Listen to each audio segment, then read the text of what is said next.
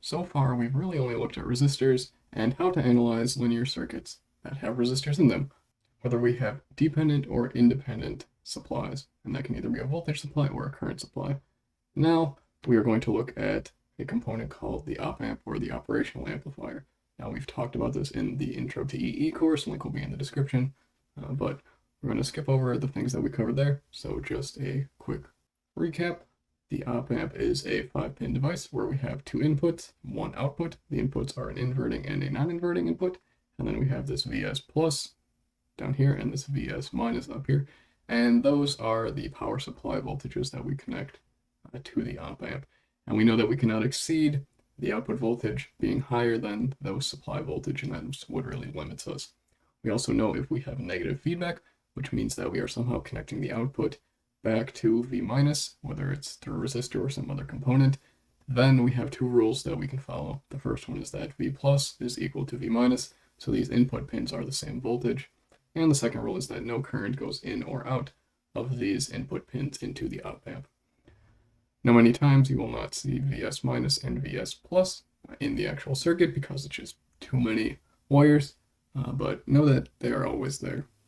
So now we can look at one circuit that uses the op amp, which always seems to be a little bit confusing for why it is even a circuit. So if we have some voltage source that's connected to V plus, we are just going to connect our output to V minus. And this is called the voltage follower.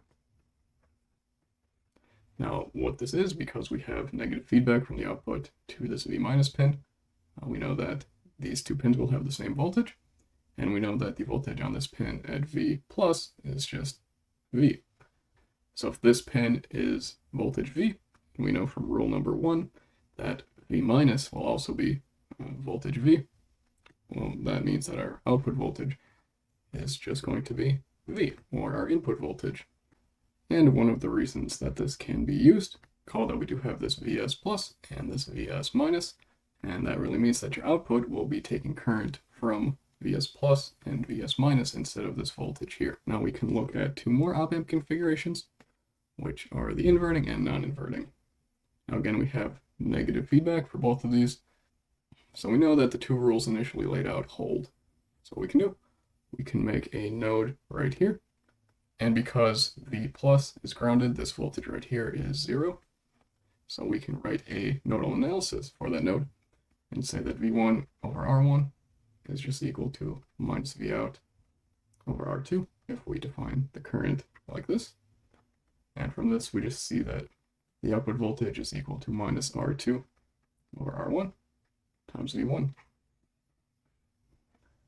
Now, with the non-inverting, we will have V plus equal to V1. So that means this node here will be V1. And what we're going to do is just label the current going this way. And from there, we can make a nodal analysis, again, at this point. So we're going to start with this left-hand side and just say that V1 over R1, and that's going to be equal to V out minus V1 over R2.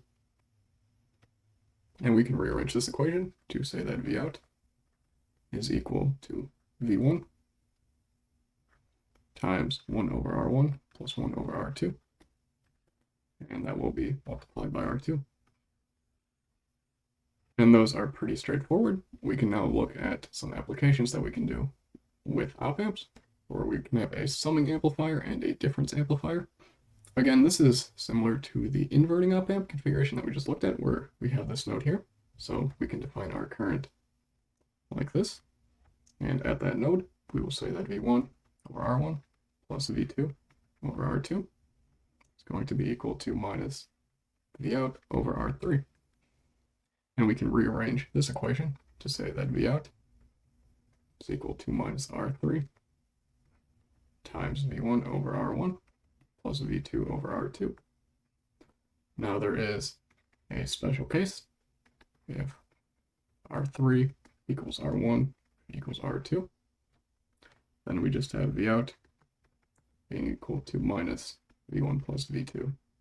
So we have this summing action here, and then there's this negative sign tied to it. now we can have a difference amplifier. So this one is a little bit more work than the last three, and we will have two nodes here, this node here and this node here. So what we can say from this, we can say that V plus is equal to V2 times R4 divided by R3 plus R4. And because we have that negative feedback, that will be the same voltage as V minus. So now we can look at the top node, and if we define our current like this, we can say that V1 minus V minus over R1 is equal to V minus minus V out over R2. And we can do a little bit of rearranging and say that V out is equal to V minus over R2 plus V minus over R1 minus V1 over R1. And that will all be times R2. And from this, we can just plug in V minus, which is this term right here. Everywhere we see that V minus, and things do get a little bit messy, but again, we have a special case. If R1 equals R2 equals R3, it also equals R4, well then V minus is just equal to V2 times 1/2. And if all of the resistors are equal, then they cancel out, and we just have 1/2 V2 plus 1/2 V2 minus V1, or simply that V out is equal to V2 minus V1. And we have a difference of the input voltages.